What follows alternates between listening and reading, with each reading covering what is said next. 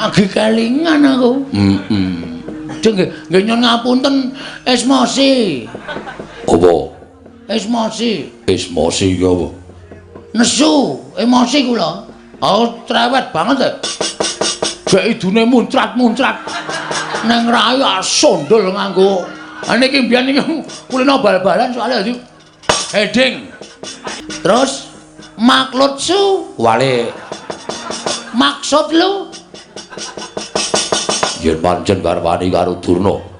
Mungsuhe dudu sapa-sapa, mungsuhe Werkudara. oke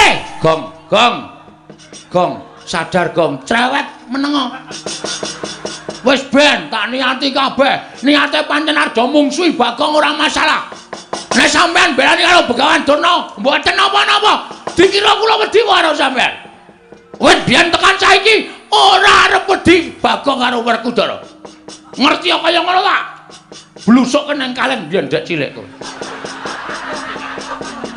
sing ngomong sapa mbok mikir sampean niku cilik tak tutke nang ndi dolan nang ndi tak tutke nganti sirah tanggo sikil tanggo sirah manggagas lelabuhane Durna karo Bagong gedhe sapa